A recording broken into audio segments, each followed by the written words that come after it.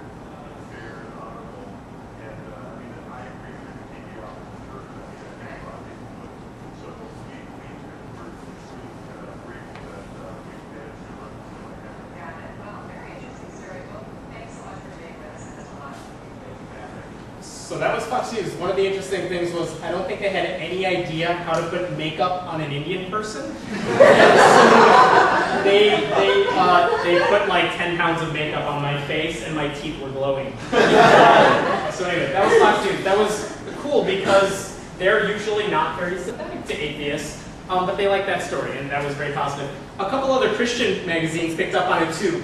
This one in particular made it seem in this little blurb like I converted by the end of it. So some of it was out of my control, but a couple of them, this is a journal for Christian pastors. They did a wonderful story where they really focused on the criticisms I had and how pastors should or could make it better.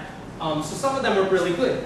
Now, one of the really cool things is when all this happened, Jim Henderson, the guy who won me, he had written a book about how to be a Christian, how to be an evangelical Christian without being scary about it. He had written this for a Christian book publisher, and it sold decently well. And when the Wall Street Journal article came out, they mentioned his book, and it sold a lot of copies as a result. So, you know, the book publishers were like, they keep tabs on their authors. And they were like, this is a really interesting auction. And then they were reading what I was writing on Jim's website, and they were thinking, how is it that an atheist could write negative things about church without the whole world being mad at him? And they were intrigued by that. So, you know, we talked, and basically they said, we're really interested in this. Why don't we send you to more churches, not just in Chicago, but around the country? We'll send you to more churches once you're all done with your obligation to Jim. And so what that ended up resulting in is this book, I Sold My Soul on eBay. And they picked the title, not me. I was like, I didn't sell my soul on eBay. And they're like, but it's catchy. And if you flip the book over, it'll say what you really did. I'm like, all right. And I like the title now. And if this ever gets made into a movie, I will be played by Kirk Cameron. It sold decently well in the past year since it came out. Not as well as this book. What? I love that picture. But the book has sold really well. The amazing thing is, this was one of the first times a Christian book publisher has put out a book by an atheist. This was not normal. And it actually, they marketed it only to Christian book publishers because they weren't sure how it would play to the general public. So if you go to Barnes & Noble, it's in the Christian Living section of the bookstore.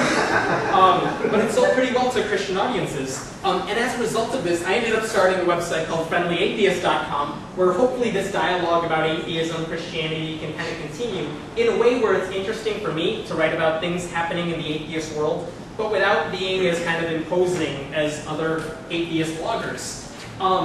And by the way, you know you made it big when even your high school, friendlyatheist.com, you know you made it big when even your high school newspaper speaks well of you? Stanford graduate sells his soul on eBay. All right. So anyway, the question is, how come this story got attention? How come people were interested in all of this when a lot of atheist organizations, a lot of atheist individuals have done so many really interesting projects, and they get vilified for it, and people say they're evil and mean and wrong? How come this worked, and how can we kind of redo that, replicate it in other areas? And kind of we have this horrible image right now where we're evil, and what we got to do is, you know, show this side, the happy side, the friendly side of atheism.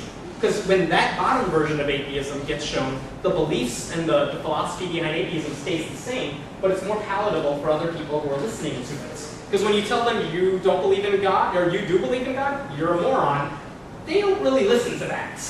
But when you say it in a way, and you frame it in a way that they can understand, and they can at least respect, it's a little easier to talk to them. One brief example, if you look at American news, and I don't know if you get these shows here too, but if you look at American news, for the past few years, the biggest news show in prime time is run by this guy, Bill O'Reilly, who was really popular at first because he was new, he was fresh on the scene, and he was giving an analysis of the news with his conservative opinions, but he was a jerk about it. And people kind of like that because they're not used to seeing that.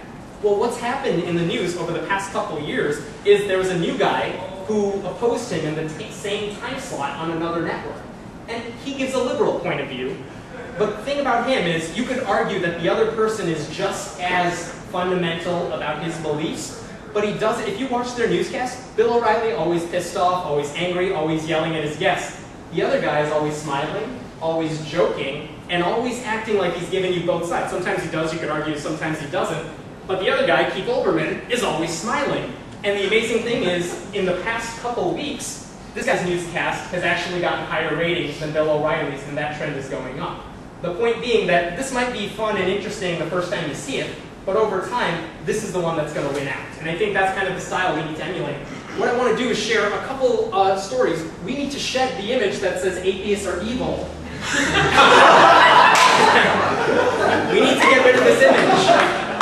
And I want to share with you just a few stories, like some things I've seen atheists do that have just not worked at all because they tried to they think if you yell at people and tell them they're morons, that they're going to believe you and come to your side. It's not going to work. And some ideas that have actually worked.